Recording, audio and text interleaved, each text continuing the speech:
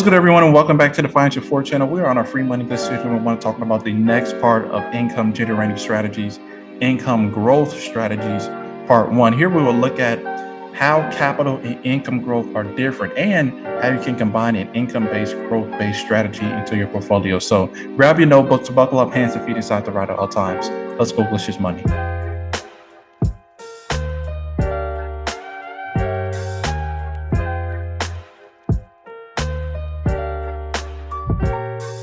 So investors mistakenly believe that income and capital growth are synonymous.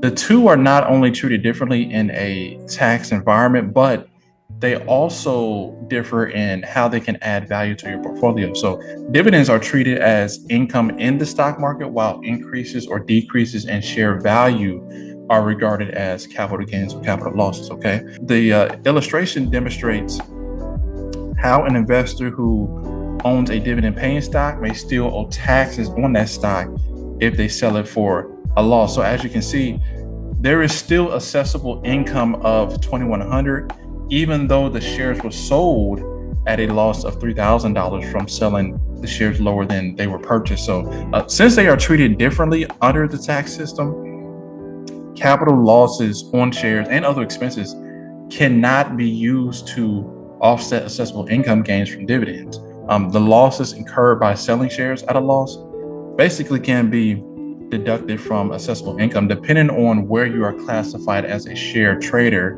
by certain taxation offices, okay? Now, a shareholder is someone who owns shares in order to profit from dividends and other similar receipts. So the price paid for the shares is not deductible from income for the current year.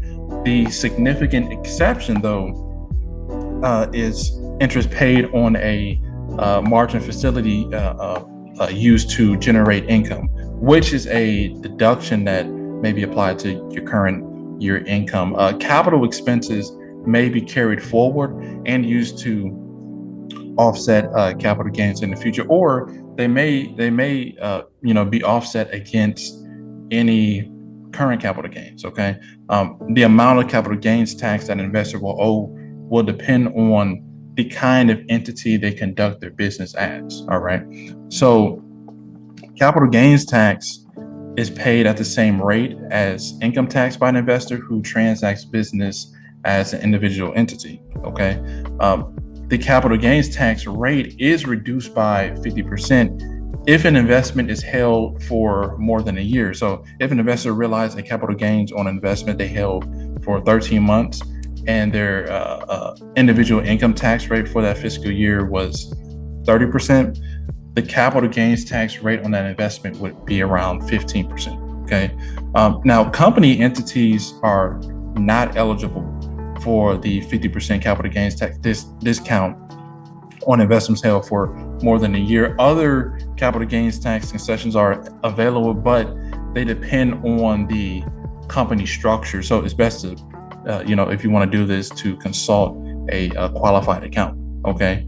Now, again, a person who conducts business activities with the intention of making money by buying and selling shares is known as a shareholder. Now, some tax authorities around the world allow investors who are categorized as trading as a business to deduct trading expenses like brokerage and trading losses from selling investments at a loss, and other related costs relevant to a trading business from any income, including dividends. Now, under this structure, though, any profit generated from the sale of investments for a gain is subject to income tax, right? So it follows that investment sales profits are exempt from capital gains tax, right? Now, in the same way that an individual will pay their current tax rate and a company will pay their company tax rate, the rate of income that an investor who transacts as a business will be subject to, will depend on the entity they trade under. Okay. So now that we're clear on their differences, let's examine how income and growth can be combined to enhance an investment portfolio. So the hallmark of income generation for investment portfolios is choosing the highest paying dividends from high quality stocks in order to maximize income returns, right? So due to its independence from the performance of the stock market, this source of income can be consistent and reliable for investors. Now, many investors, though, are unaware that dividends are not just paid on shares. Various asset classes offer, additional investment opportunities that produce income returns in the form of dividends and investment payments. But we'll look at that later in a different section. Okay. The choice of how much income is necessary to achieve your goals is the key to developing income-based strategies that are created to meet your financial objectives. So, as an illustration, shares pay dividends twice a year, sometimes four. However, as we discovered before, in the previous section, dividends can be paid on various occasions, basically allowing regular income to be received during these cycles, right? So like bond interest, can be paid in 3-month intervals, right? So if an investor is aware of the flow of income from their investments, they can plan when income will be due, right? So if an investor depends on the income generated by their portfolio, it's critical that payments are made in a timely manner that satisfies the investor's needs. So if an investor doesn't require the income right away, knowing when it is anticipated, it basically enables them to reallocate the income to reinvest or strengthen current holdings, which ensures that the income stream continues to grow over time. Okay. Now, with growth-based strategies, so growth-based investment strategies cannot be relied upon for consistent growth because their value is dependent on both interval and external factors, including sector and economic conditions, as well as company performance and results. So these elements contribute to long-term returns that may outperform income-based returns. Okay. So investors can still employ strategies that can, help maximize returns based on the information, present in the market, even though the growth portion cannot be relied upon, right? So, in the previous module, we learned about, sector analysis and economic cycles. So investing in stocks of companies that are, at the right stage of an economic or business cycle can increase the, potential for greater growth over, a shorter period of time.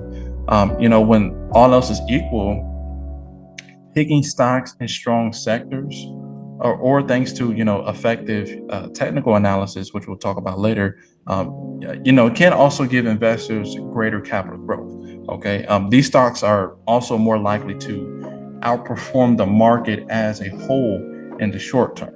Okay.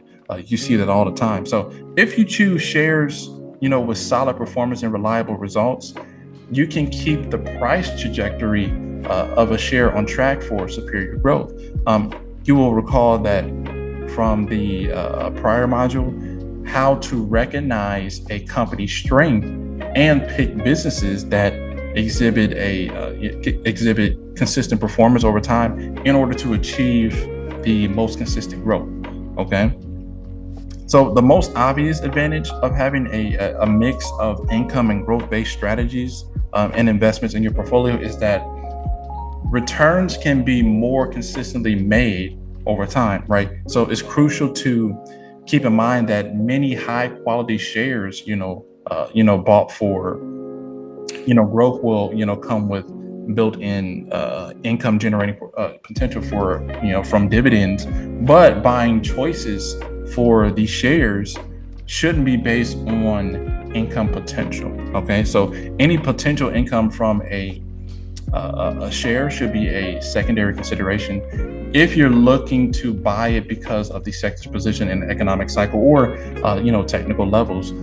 So growth prospects with a bonus should be the foundation for trying to identify the best growth shares at the appropriate time. Okay, so a share's ability to generate income should be the primary consideration when buying it, with any potential for capital growth being considered as an extra perk. Okay, so by combining these two investment strategies in one portfolio, investors can increase their chances of achieving both regular returns and unrestricted capital growth. Okay, but this strategy will only be effective if both investments are chosen with the investor's goal in mind. Okay, so we're going to pause here for now. The free money glitch income growth strategies continues in part 2. Like, comment, and subscribe. I love y'all. From yours truly, Financial Freedom.